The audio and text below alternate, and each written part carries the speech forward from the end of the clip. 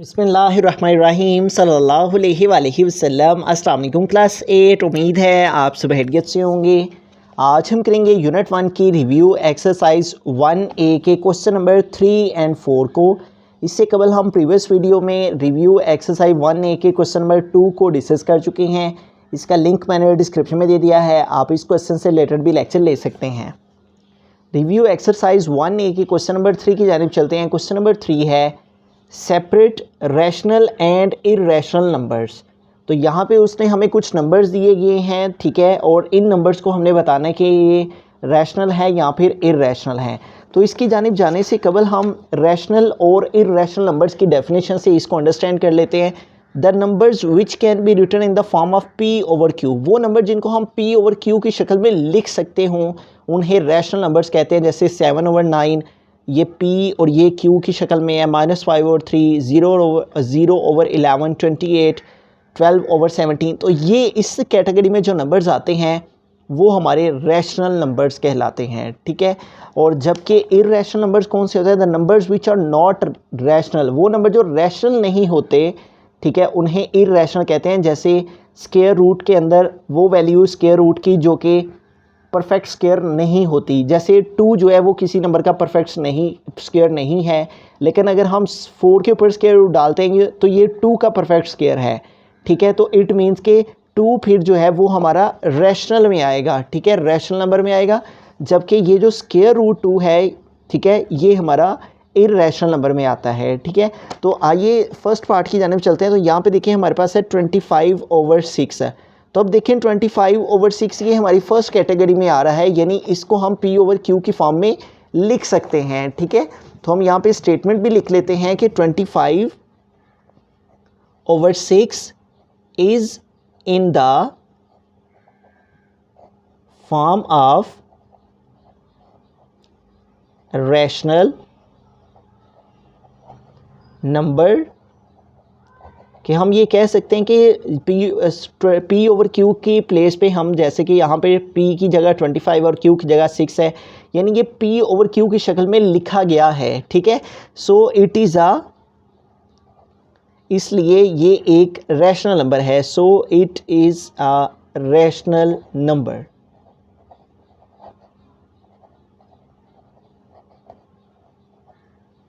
बिस्मिल्लाहिर्रहमानिर्रहीम। Second part देखें तो ये नंबर भी हमारा P ओवर Q की शक्ल में मौजूद है, यानी 55/7 P ओवर Q की फॉर्म में लिखा हुआ है। तो हम लिख सकते हैं कि 55/7 इज़ इन द फॉर्म, कि ये भी हमारा is in the form of rational number की फॉर्म में है, is in the form of rational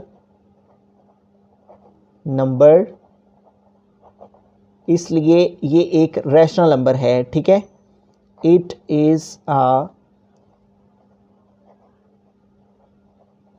rational number, क्योंकि इसको हमने P ओवर Q की शक्ल में ये लिखा गया है, ठीक है। जो भी वैल्यू इस तरह हमारे पास फ्रैक्शन की फॉर्म में लिखी जा सकती हो उसे हम रैशनल नंबर कहते हैं। बिस्मिल्लाहिर्रहमानिर्रहीम। थर्ड पार्ट के अंदर चलते हैं। हमारा क्वेश्चन है 8 पॉइंट, उसके बाद 6 टाइम 111 है। तो अगर हम यहाँ पे रैशनल नंबर की कैटेगरी को देखें तो रैशनल नंबर्स के अंदर हमारे पास 2 कैटेगरीज आती हैं, जिसमें terminating decimal number, non terminating and recurring decimal number. Recurring में होता है कि पॉइंट के बाद यानी डेसिमल पार्ट में सेम नंबर्स चलते चले जाते हैं, ठीक है। तो सेम नंबर्स का चलना भी हमारा रिकरिंग होता है, और रिकरिंग डेसिमल हमारा रैशनल नंबर की कैटेगरी में आता है। तो लिहाजा ये फिर क्या है? एक रैशनल नंबर है, ठीक है। तो हम लिखेंगे 8.1111 6 टाइम 1 है, और ये रिकरिंग फॉर्म के अंदर है, ठीक है। तो हम लिखेंगे इज़ रिकरिंग। रिकरिंग वो होता है जिसमें सेम नंबर जो है वो रिपीट होते हैं, जैसे ये 1 रिपीट हो रहा है पॉइंट के बाद। तो हम लिखेंगे is recurring decimal number, so it is rational, ठीक है। क्योंकि जो रिकरिंग है हमारे पास वो रैशनल नंबर की कैटेगरी में ही आते हैं, ठीक है। तो ये रिकरिंग है तो इसलिए ये रैशनल नंबर है। Recurring decimal number, it is a rational number, ठीक है। तो इस तरह से ये रिकरिंग के अंदर था, तो हमने लिखा 8.1111 फिर 111 is recurring decimal number, so it is a rational number. बिस्मिल्लाहिर्रहमानिर्रहीम। फोर्थ पार्ट की तरफ चलते हैं। हमारा क्वेश्चन है स्क्वायर रूट 21।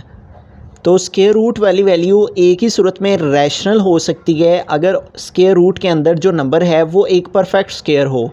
जैसे 2 के टेबल में अगर 4 है तो 4 एक परफेक्ट स्क्वायर है, किसका? 2 का, ठीक है।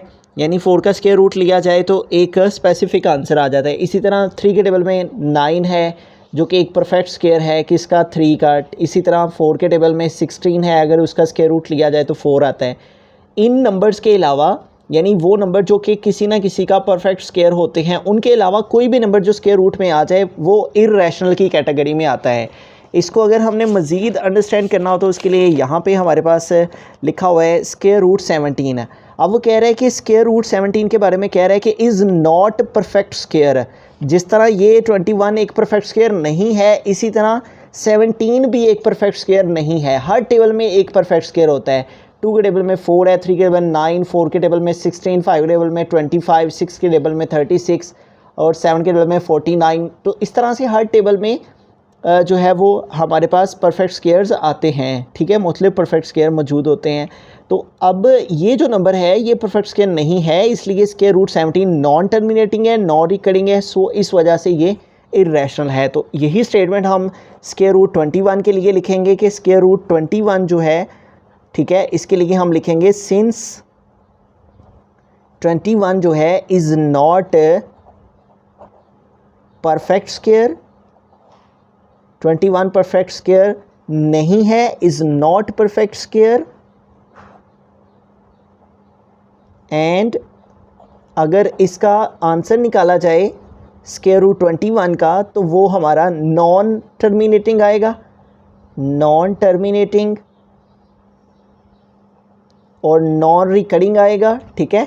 अगर इसका आंसर निकाला जाएगा कैलकुलेटर से square root 21 is non terminating and non recurring, इसलिए इट इज़ इर्रेशनल। ये हमारा इसका आंसर होगा कि 21 जो है वो एक परफेक्ट स्क्वायर नहीं है, इस वजह से ये एक इर्रेशनल नंबर है। बिस्मिल्लाहिर्रहमानिर्रहीम। क्वेश्चन नंबर 4 की जानिब चलते हैं। क्वेश्चन नंबर 4 है identify the property of real number used in the following. तो यहाँ पे हमने बताना है कि रियल नंबर की कौन सी प्रॉपर्टी यहाँ पे यूज़ हुई है, ठीक है।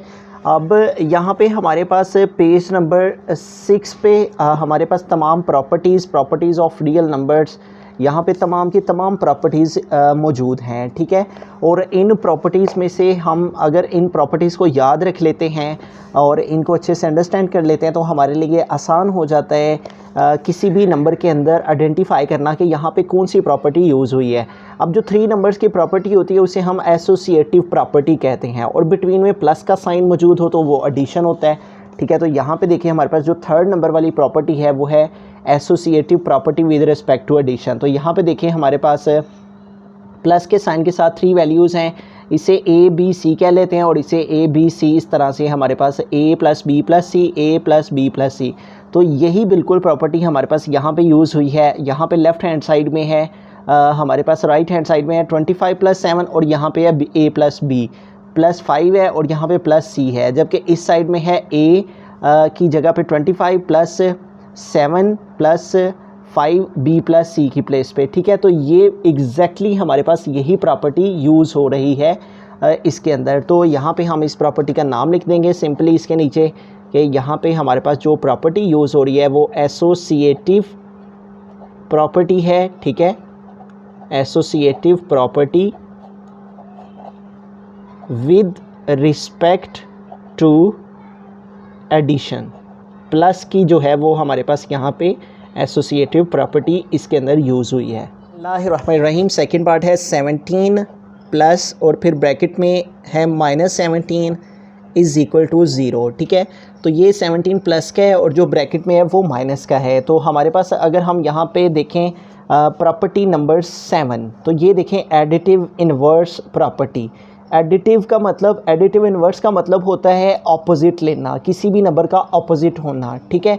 तो यहाँ पे देखें 17 और इसका ऑपोजिट क्या है -17, इसे कहते हैं एडिटिव इन्वर्स।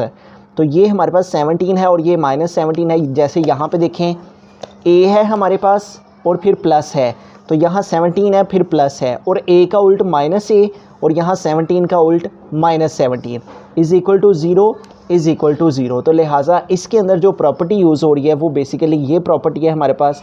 यहाँ पे इसकी एग्जांपल के तौर पे 8 और 8 का इन्वर्स बिटवीन में प्लस इज़ इक्वल 0। तो बिल्कुल यही सिचुएशन हमारी यहाँ पे यूज़ हो रही है और इसको हम कहते हैं एडिटिव इन्वर्स प्रॉपर्टी। तो लिहाजा इसके नीचे आंसर आ जाएगा एडिटिव इन्वर्स प्रॉपर्टी।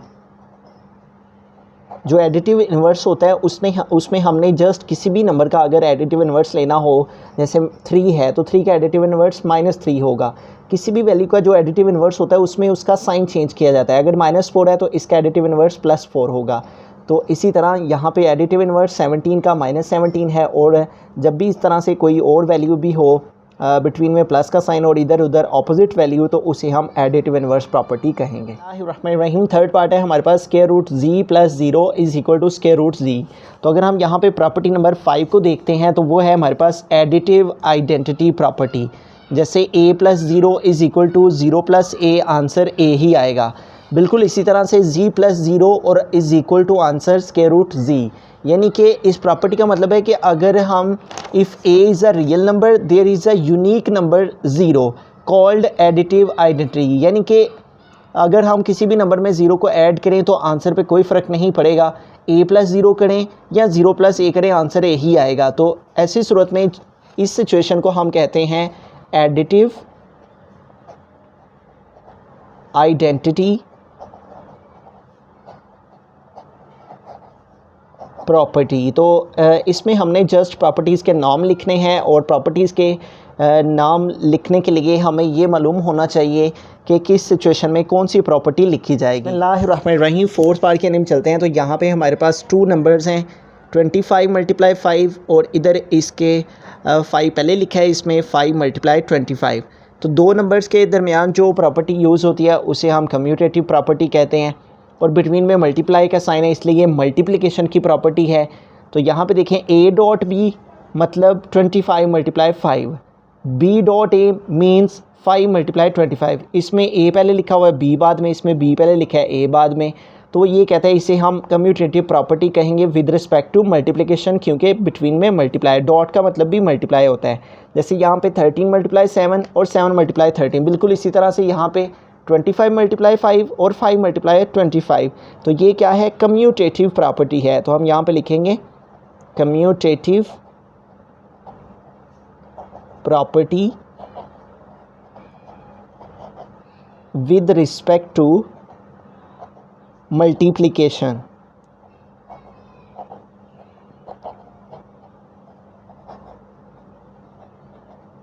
दरमियान में मल्टीप्लाई का साइन है और ये 2 नंबर्स के बिटवीन में प्रॉपर्टी है, तो इसे हम commutative property with respect to multiplication कहेंगे।